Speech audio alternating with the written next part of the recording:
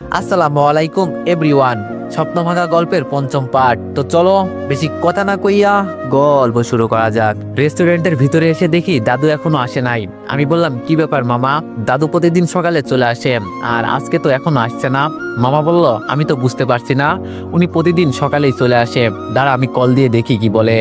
মামা দাদুকে কল দিয়ে কিছুক্ষণ কথা বলে ফোন রেখে দিল। আমি বললাম, কি বললো দাদু? মামা বলল, উনি নাকি আজকে ভীষণ অসুস্থ, তাই আজকে নাকি আসতে পারবে না। আজকে আর রেস্টুরেন্ট খোলা রাখা যাবে না, রেস্টুরেন্ট বন্ধ করে রাখতে হবে। আমি বললাম, ও মা, হোটেল বন্ধ থাকবে কেন? মামা বলল, রান্না না করলে চলবে কিভাবে হোটেল? আমি বললাম, আমি যতদিন এই রেস্টুরেন্টে থাকবো একদিনও রেস্টুরেন্ট বন্ধ হতে দিব না, দরকার পড়লে আমি নিজে রান্না করব। মামা বলল, এত এত রান্না করতে পারবি? আর কিভাবে করতে হয় তুমি জানো? আমি বললাম, দাদুর ফোন নাম্বারটা একটু দেন, আর আপনি গিয়ে বসুন, আমি সব রান্না করছি।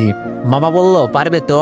আমি বললাম, মায়ের পেট থেকে মানুষ সব কাজ শিখে আসে না যে পারতে হবে, কাজ করলেই কাজ শিখা যায়। মামা বলল, এই তো না হয় আমার ভাগ্নে, যাও তুমি পারবে, আমার বিশ্বাস আছে। আমি বললাম, দোয়া করিয়েন মামা, বলে ভিতরে চলে গেলাম। দাদুকে কল দিলাম। দাদু বলল, আরে নাতি, তুই কি জন্য কল দিলি? দাদুর খোঁজ নিতে বুঝি? আমি বললাম, কিভাবে রান্না করতে হবে আমাকে একটু আইডিয়া দেন, আমি সব রান্না করছি। দাদু বলল, আমি জানি তুই পারবি। দাদুর থেকে কিছু আইডিয়া নিয়ে রান্না করতে লাগলাম। রাজু বলল, কিরে, কি অবস্থা তোর দীপু? আমি নিচের দিকে তাকিয়ে রান্না করতে করতে বললাম, ভালো। তোর? রাজু বলল, তুই তো ফাটিয়ে দিছিস মামা, রান্না করতেও পারিস, আমার তো বিশ্বাসই হচ্ছে না। আমি বললাম, আমার মা বলতো, যেই কাজই করিস না কেন সাহস করে লেগে যাবি, পরে দেখবি আপনা আপনি হয়ে যাবে। আর তুই এখানে দাঁড়িয়ে আছিস কেন? যা দেখ, কাস্টমার এসে থাকবে। রাজু বলল, ও আমি তো ভুলেই গেছি। রাজু বাইরে গিয়ে আবার ভিতরে আসলো খাবার নিতে। আমি বললাম, শোন রাজু। রাজু বলল, বল। আমি বললাম, প্রথম প্রথম রান্না করছি তো, দেখ তো খারাপ হয়েছে নাকি, আগে তোকে দিয়ে টেস্ট করাই। রাজু একটু খেয়ে বলল, সেই হয়েছে মাম্মু, দাদুর থেকেও তুই ভালো রান্না করছোস। আমি বললাম, আচ্ছা যা, খাবার দিয়ে আই। আলহামদুলিল্লাহ, সব ভালো চলছে। 10টার দিকে সব রান্না শেষ করে বসে আছি, আর চিন্তা করছি, এতগুলো রান্না আমি করছি, ভাবতেই পারছি না। যাক, তাহলে আমি সফল, আমি সব পারবো। রাজু বলল, দীপু, একজন আসছে তো কফি খেতে, কফি কি বানাতে পারবি? আমি বললাম, বল একটু অপেক্ষা করতে। আর কি বলিস, কফি বানাতে পারবো না? কফি তো আমার আম্মু আর ভাবিকে আমি নিজের হাতে বানিয়ে খাওয়াতাম। রাজু বলল, তাহলে বলিস কেন তোর কেউ নাই? আমি বললাম, পরে একদিন সব খুলে বলবো। রাজুর সাথে কথা বলতে বলতে কফি বানিয়ে ফেললাম। ধর, কফিটা দিয়ে আবার এখানে আসিস তো। রাজু বলল, বল। আমি বললাম, এই কফিটা মামাকে দিবি, আর এইটা তোর জন্য। রাজু বলল, আবার আমাদের জন্য কেন? আমি বললাম, খেয়ে দেখ কেমন হয়েছে আমার হাতের কফি। রাজু বলল, মামা নেন, আপনার জন্য কফি বানিয়েছে দীপু। মামা বলল, ছেলেটা সত্যি অসাধারণ, কোনো তুলনা হয় না, ওনা থাকলে আজকে আমার রেস্টুরেন্ট বন্ধ থাকতো। কাস্টমার বলল, আপনার কফির টাকা। মামা বলল, 100 টাকা বাড়িয়ে দিলেন কেন? এখানকার কফি সেই স্বাদ, আমি প্রতিদিন কফি খেতে এখানে আসবো, আমি খুশি হয়ে দিয়েছি, আসি আজকে। মামা বলল, দেখলি তো রাজু? রাজু বলল, মামা, সত্যি ওর রান্নার কোনো তুলনা হয় না। দেখতে দেখতে বিকাল হয়ে গেছে। হঠাৎ রাজু এসে বলল, ফারজানা নাকি আমাকে ডাকছে। আমি বললাম, বল, আমি যেতে পারবো না, আমাকে এখন পেঁয়াজ কাটতে হবে। রাজু বলল, আরে ওর সাথে ওর ছোট বোন প্রেমাও আসছে। আমি বললাম, ও তাই নাকি? তুই গিয়ে প্রেমাকে নিয়ে আয় এখানে, বল আমি ডাকছি। রাজু বলল, আরে ফারজানা রাগ করবে তো, তুই তো জানিস ও রেগে গেলে কি করতে পারে। আমি বললাম, ও যে কি করতে পারবে তা আমার জানা আছে, তুই গিয়ে প্রেমাকে নিয়ে আয় যা। রাজু চলে গেল। একটু পর প্রেমা এসে বলল, স্যার, আপনি নাকি রান্নাও করতে পারেন? আমি বললাম, আরে প্রেমা, তুমি স্যার বলতে হবে না, ভাইয়া বললেই হবে। প্রেমা বলল, আচ্ছা ভাইয়া বলবো। আমি বললাম, তো পড়াশোনা রেখে এখানে আসছো কেন? প্রেমা বলল, আপনার হাতে রান্না কেমন হয় সেটাই দেখতে। আমি বললাম, পড়াগুলো সব শিখে গেছো? প্রেমা বলল, ভাইয়া খালি পড়তে বলেন, ভালো লাগে না। আমি বললাম, আজকে আমি ভালো লাগাবনি, চিন্তা করো না। প্রেমা বলল, আচ্ছা বাদ দেন, এখন আমাকে বিরিয়ানিটা দেন, আমি খাবো। আমি বললাম, এই নাও। প্রেমা বলল, আপনার বউ খুব ভাগ্যবান হবে জানেন আপনি। আমি বললাম, ওমা, এটা আবার কেন? প্রেমা বলল, এই যে আপনি রান্না করতে পারেন, সব ছেলেরা তো আর রান্না করতে পারে না। আমি বললাম, জানো প্রেমা, আজকে আমার আম্মুর কথা খুব মনে পড়ছে, কিন্তু ওনাকে আমি দেখতে পাচ্ছি না। প্রেমা বলল, সেই দিন না বললেন আপনার কেউ নাই? আমি বললাম, সবাই আছে, কিন্তু ওদের কাছে আমি পর। ফারজানা বলল, প্রেমা, তুই এখানে বসে কি করছিস? প্রেমা বলল, আপু, ভাইয়ার হাতের বিরিয়ানি খাচ্ছি। ফারজানা বলল, সত্যি আপনাকে দেখে মনে হয় না যে আপনার ভিতরে এত ট্যালেন্ট আছে। আমি বললাম, তো মিস ফারজানা, আপনি রান্না করতে পারেন? ফারজানা বলল, না পারি না তো, আম্মু রান্না করতে দেয় না। আমি বললাম, পারেন তো খালি মানুষকে খুন। ফারজানা আমার দিকে চোখ বড় করে তাকিয়ে আছে। আমি বললাম, প্রেমা, তুমি রান্না শিখতে চাও? প্রেমা বলল, অবশ্যই ভাইয়া, আমি আমার আম্মুর সাথে এখন থেকে রান্না শিখবো। আমি বললাম, এই তো গুড গার্ল, শিখেন শিখেন, ছোট বোনের কাছ থেকে কিছু শেখার আগ্রহ করেন। ফারজানা বলল, আমার এসব শিখতে হবে না, আমার জামাই সব পারে, আমাকে আর রান্না করতে হবে না। আমি বললাম, ওমা তাই নাকি? তো আপনার জামাইটাকে আমি একটু দেখতে চাই, আর আপনাকে যে কেউ বিয়ে করতে চাইবে এটাই তো আমার বিশ্বাস হচ্ছে না। ফারজানা বলল, কেন বিয়ে করবে না? আমি তো একটা মেয়ে। আমি বললাম, মেয়ে তো ঠিকই, কিন্তু আপনার ভিতরে মেয়ের গুণগুলোই নেই। এখন কথা না বলে জানতো ওইখান থেকে, আমাকে রান্না করতে দেন। ফারজানা বলল, তোর কাছে থাকতে আমার ঠেকা পড়ছে, এই প্রেমা চল যাই। প্রেমা বলল, আর একটু থাকি না আপু। ফারজানা বলল, না না, আর থাকা যাবে না, এমনি অনেক দেরি হয়ে গেছে, চল। প্রেমা বলল, তাহলে আজকে আসি ভাইয়া। আমি বললাম, পড়াগুলো শিখো, নইলে আমার রাগ কিন্তু দেখতে পারবা। প্রেমা বলল, আচ্ছা ভাইয়া। ওরা সবাই চলে গেল। রাতে মামাকে বলে রেস্টুরেন্ট থেকে বের হয়ে প্রেমাদের বাড়িতে যাচ্ছি। ইস, আজকে একটু দেরি হয়ে গেছে, সব রান্না করে রেখে আসছি এজন্য। রিক্সা থেকে নেমে সরাসরি ওদের বাসার ভিতরে চলে গেলাম। আর দারোয়ানও আমাকে চিনে, তাই আর ঝামেলা হলো না। প্রেমাকে পড়াতে গিয়ে দেখলাম বেচারি ভয়ে সব পড়া শিখে ফেলেছে। আজকেও পড়িয়ে বের হয়ে নিচে চলে আসলাম। নিচে এসে দেখি ফারজানা সবাই বসে বসে কি জানি করছে। আমি বললাম, কি ম্যাডাম, কি করছেন? ফারজানা বলল, আর বলিস না, রিমোটটা নষ্ট হয়ে গেছে। আমি বললাম, ও তাই নাকি? তো এটাকে ঠিক করছেন কেন? নতুন একটা কিনে নিলেই তো পারেন। ফারজানা বলল, এমনি সময় কাটে না, সময় কাটাচ্ছি। আমি বললাম, আচ্ছা সেই সব কথা বাদ দেন। বসতে বসতে বললাম, কালকের জন্য আমি সত্যি সরি, আমাকে ভুল বুঝবেন না। ফারজানা আমার চোখের দিকে তাকিয়ে বলল, আরে সমস্যা নেই। আমি বললাম, একটা কথা বলতে পারি? ফারজানা বলল, বলবি তো বল শুনি। আমি বললাম, এইসব খুন খারাপি ছেড়ে দিতে পারেন না? ফারজানা রিমোটটা হাত থেকে রেখে দিয়ে বলল, ছাড়লে তুই খুশি হবি।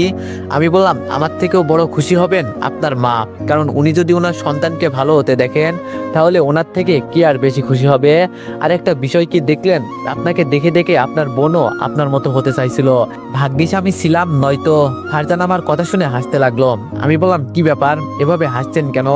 ফারজানা বলল, তোর কথা শুনে তুই আমাকে এই পথ থেকে চলে যাওয়ার কথা বলছিস, যখন আমার সামনে আমার কোনো এক বান্ধবী ধর্ষণ হয়, আর যখন আমি কিছুই করতে পারি না, তখন কেমন লাগে বল?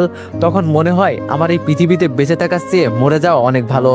আমি বললাম, বুঝলাম না কি বললেন। ফারজানা চোখের পানি মুছে বলল, বুঝতে হবে না তোর, সবাই বলে আমি খারাপ, থাক খারাপই ভালো, কিন্তু কোন কারণে আমি খারাপ হয়েছি এই কথাটা কেউ জানতে চায় না, কেন বলতো?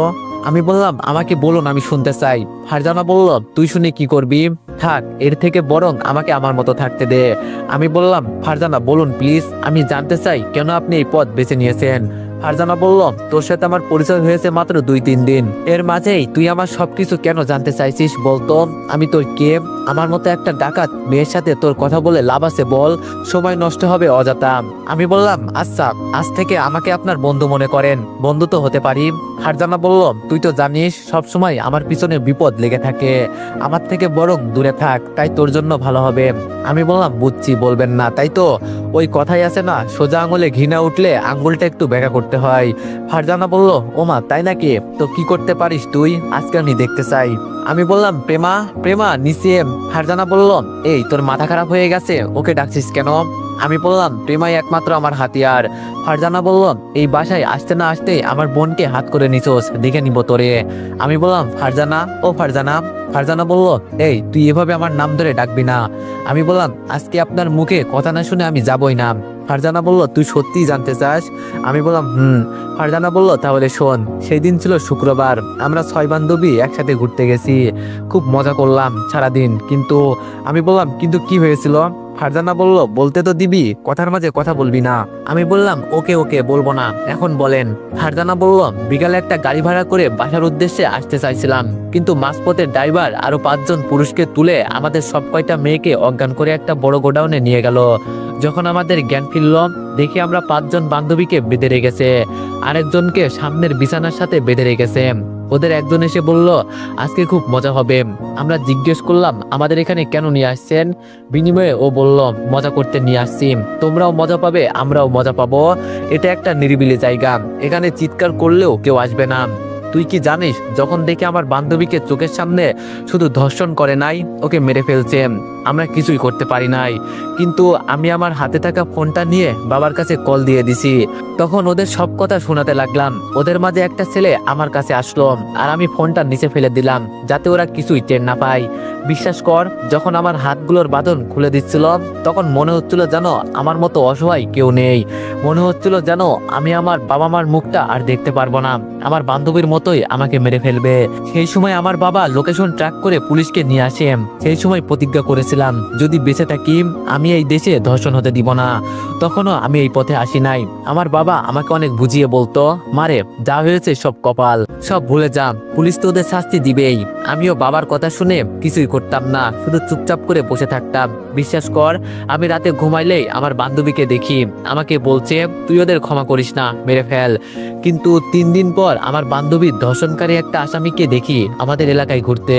থানায় খবর নিয়ে দেখলাম ওদের সব কয়টাকে টাকার বিনিময়ে ছেড়ে দিয়েছে। সেই দিন থেকে আমার আরেক নাম হয়েছে এলাকার বড় বোন। আমি সব কয়টাকে মেরে উপরে পাঠিয়ে দিয়েছি। এখন শুনিস কোনো ধর্ষণ হত্যা করে বা মেয়েদেরকে কেউ বিরক্ত করতে, আমার এলাকায় কেউ মেয়েদের বিরক্ত করতে, আমি সব শুনলাম। আসলে আমি সরি, তুমি যা করছো তা ভালো কাজ, কিন্তু তোমার এটা মানতে হবে তুমি একটা মেয়ে, তোমাকে বিয়ে দিতে হবে। ফারজানা বলল, কেউ যদি আমাকে বিয়ে করে তো করলই, নইলে আমি এভাবেই থাকবো। আমার বান্ধবীর মতোই আমি কাউকে ধর্ষণ হতে দিব না। আমি বললাম আঙ্কেলকে তো দেখতে পাইলাম না।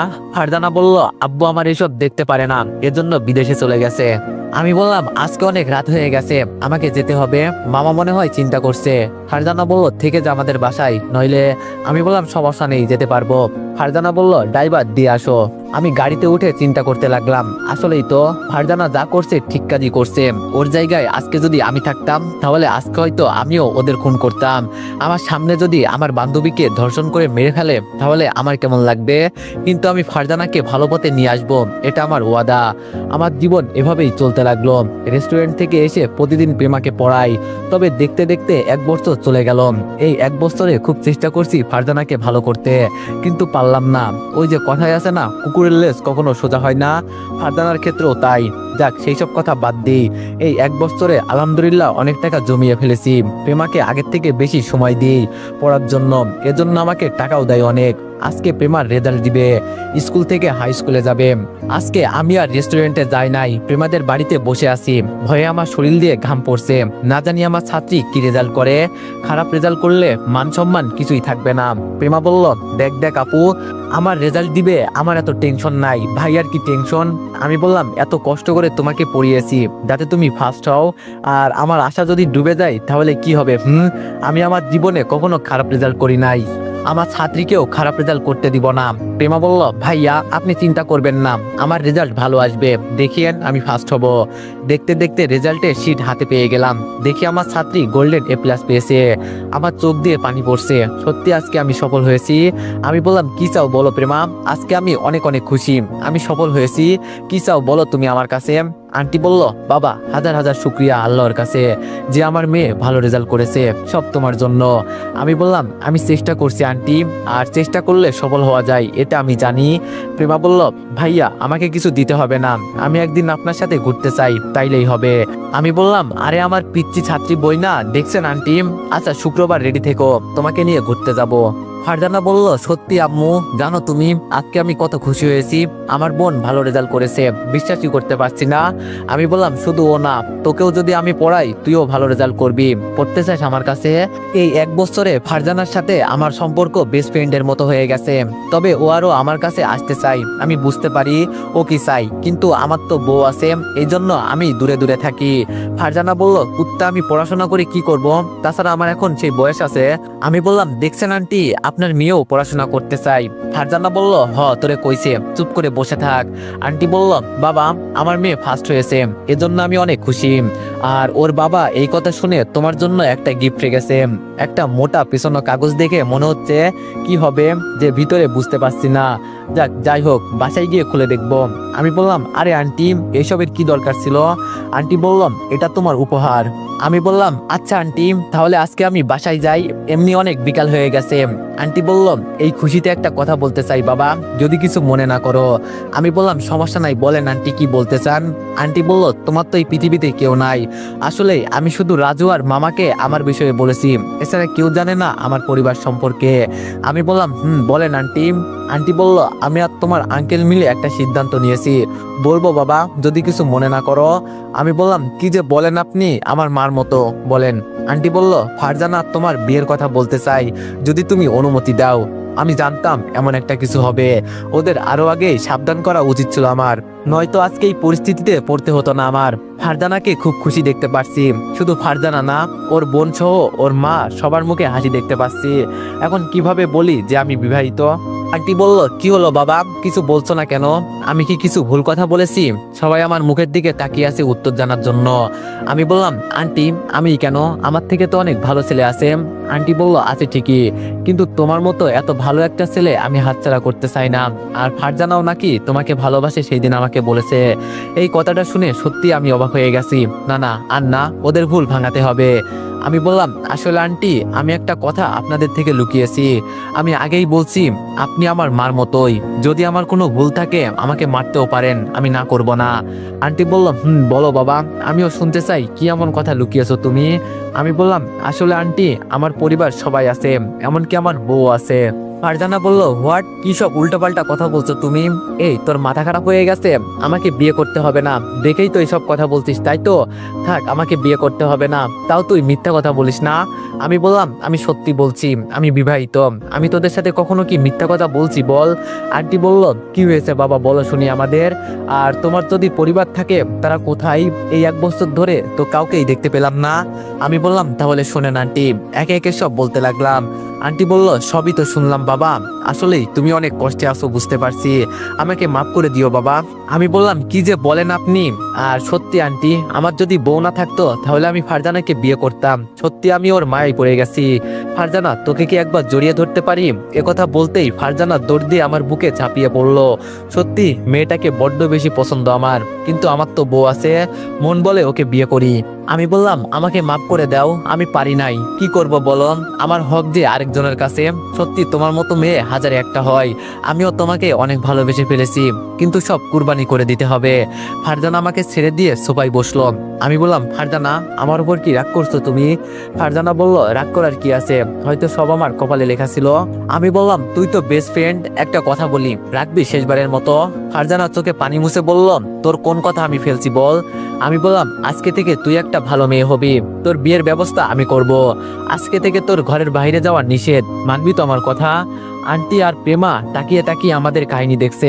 ফারজানা বলল, বেস্ট ফ্রেন্ড একটা কথা বলছে, সেই কথাটা আমি ফেলতে পারি বল? যা, তুই যদি আমার বিয়ে দিতে চাস আমি রাজি। আমি বললাম, এই না হলে লক্ষ্মী মেয়ে। আন্টি বলল, সত্যি বাবা, তোমার সাথে আমার মেয়ের বিয়ে দিতে না পারলেও তুমি আমাদের পরিবারের জন্য যা করেছো তা বলার বাইরে। আমি বললাম, আগামী 1 মাসের ভিতরে ফারজানাকে বিয়ে দিতে চাই আন্টি, আপনি পাত্রীর খোঁজ খবর নেওয়া আরম্ভ করুন। প্রেমা বলল, কি মজা কি মজা, আপুর বিয়ে খেতে পারবো। আমরা সবাই হাসতেছি ওর কথা শুনে। আমি বললাম, তাহলে আজকে আমি যাই আন্টি? আন্টি বলল, একটা কথা জানার ছিল বাবা। আমি বললাম, জি আন্টি বলেন। আন্টি বলল, তুমি তোমার পরিবারের কাছে ফিরে যাবে না? আমি বললাম, যাবো তো আন্টি, তবে আগে আমাকে প্রতিষ্ঠিত হতে হবে, পরে যাব, দোয়া করিয়ে না আমার জন্য। আন্টি বলল, আমার দোয়া সবসময় তোমার সাথে আছে, সবাই টেবিলে বসো, বিরিয়ানি রান্না করছি, খেয়ে যাও। আমি বললাম, আজকে না আন্টি, আরেকদিন। ফারজানা বলল, কি আবার বলতো কি? আমি বললাম, না না কিছু না। সবাই মিলে টেবিলে বসলাম। প্রেমা বলল, ভাইয়া আমি তো কখনো গ্রামে যাই নাই, আমাকে নিয়ে যাবে তোমাদের গ্রামের বাড়িতে? আমি বললাম, অবশ্যই, তবে আমি যেই দিন যাব সেই দিন নিয়ে যাব তোমাকে। ফারজানা বলল, বল। আমি বললাম, আমি খুব খারাপ তাই না রে? ফারজানা বলল, দিব এক চড়, কে বলেছে তুই খারাপ? আমি তোর মতো বন্ধু পেয়েছি এটাই অনেক। আমি বললাম, আমি তোরে ঠকিয়েছি? ফারজানা বলল, কে বলছে এইসব? আমি বললাম, দেখ তোরে বিয়ে দিব, তারপর আমার দায়িত্ব অনেকটা কমে যাবে। ফারজানা বলল, আর আমি যদি বিয়ে না করি? আমি বললাম, প্রেমা বলল, আরে ভাইয়া বলতে হবে না, তুমি বলার আগেই সব আমি রেডি করে ফেলি।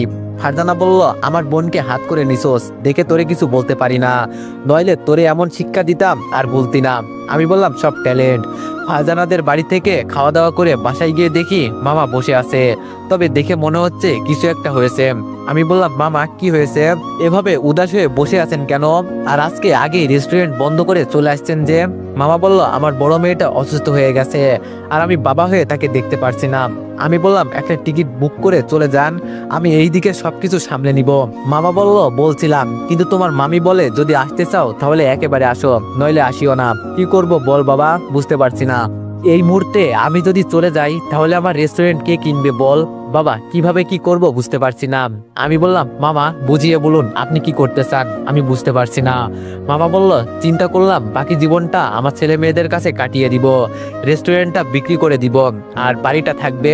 যদি মাঝে মাঝে দেশে আসি আর পরে দরকার পড়লে বাসাটাও বিক্রি করে দিব।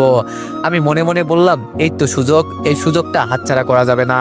আমি বললাম মামা আমি আপনার রেস্টুরেন্ট কিনতে চাই। মামা অবাক চোখে তাকিয়ে আছে আমার দিকে। আমি বললাম কি দেখেন এভাবে মামা? মামা বলল আমি জানি তুই কিনতে পারবি, কিন্তু এত টাকা দিতে পারবি তুই? আচ্ছা যা, তোর জন্য 50% ছাড় দিলাম। আমি বললাম অনেক অনেক ধন্যবাদ মামা, আর আজকে বিকালের মাঝে আপনার অ্যাকাউন্টে সব টাকা চলে যাবে, চিন্তা করবেন না। আর বাসাটা আমি এখন কিনতে পারবো না। মামা বলল আরে ভাগ্নে, বাসাটা এখন আমি বিক্রিও করব না, সমস্যা নেই, তুই থাকতে পারিস, মাঝে মাঝে আমরা এসে বেরিয়ে যাব, আর যখন তোর কাছে টাকা হবে তখন বাসাটা নিয়ে নিবি। আমি বললাম কি বলে ধন্যবাদ দিব মামা আপনাকে বলার বাইরে। মামা বলল তুই তো আমার অনেক বড় একটা উপকার করলি, কিন্তু এই মুহূর্তে আমার রেস্টুরেন্ট কে কিনতো বল, আর আমি জানি তুই সব সামলাতে পারবি। আমি বললাম দোয়া করবেন মামা, তাহলে আপনি যাবেন কোন দিন? মামা বলল কালকে রেস্টুরেন্ট দলিল করে তোর নামে দিয়ে যাব, আর রাতের প্লেনে চলে যাব। আমি বললাম আচ্ছা মামা, আমি রুমে যাই, আর রাতে ব্যাংকে যেতে হবে। মামা বলল ব্যাংকে কেন? আমি বললাম আমার কাছে কিছু টাকা শর্ট পড়তে পারে, রেস্টুরেন্ট দেখিয়ে কিছু টাকা লোন নিব, পরে পরিশোধ করে দিব। মামা বলল টাকা পরে দিই, সমস্যা নেই। আমি বললাম না না মামা, এমনি আপনি আমার জন্য অনেক ছাড় দিয়েছেন। মামা বলল আচ্ছা যা রুমে গিয়ে ফ্রেশ হম। আমি রুমে চলে গেলাম, রাজুকে একটা কল দিলাম, দেখি ও কি আমার সাথে শেয়ারে থাকে কিনা, কারণ ও অনেকদিন হলো রেস্টুরেন্টে থাকে। রাজু বলল বল দীপু। আমি মামার বিষয়ে সব বললাম। রাজু বলল সব তো শুনলাম, আর তুই তো জানিস আমি নতুন বিয়ে করেছি, অনেক টাকা খরচ হয়েছে, এক কাজ কর তুই একাই কিনে ফেল, সেটাই বরং ভালো হবে, আর রেস্টুরেন্টের সব দায়িত্ব দরকার হলে আমি পালন করব। আমি বললাম আচ্ছা কালকে কথা হবে, তাহলে দেখি মামার সাথে কথা বলি, ফোনটা রেখে চিন্তা করছি তাহলে আমাকে একাই কিনতে হবে, জীবনে রিস্ক না নিলে সফল হওয়া যাবে না। হঠাৎ আন্টির গিফটের কথা মনে হলো, পকেট থেকে বের করে গিফটটা খুলে অবাক হয়ে গেছি, দেখি অনেকগুলো টাকা, হিসাব করে দেখি 1 লাখ। যাক আমার জন্য ভালোই হয়েছে, সব মিলিয়ে দেখি আমার কাছে শর্ট পড়েছে 20 লাখের মতো। মামাকে নিয়ে বিকেলে তাহলে ব্যাংকে যেতেই হবে। রাতে মামাকে নিয়ে ব্যাংকে যাওয়ার পর তো এভরিওয়ান নেক্সট পার্টের জন্য সবাই একটু অপেক্ষা করো, আর সবাই একটু বেশি বেশি লাইক আর কমেন্ট করে দিও। ধন্যবাদ।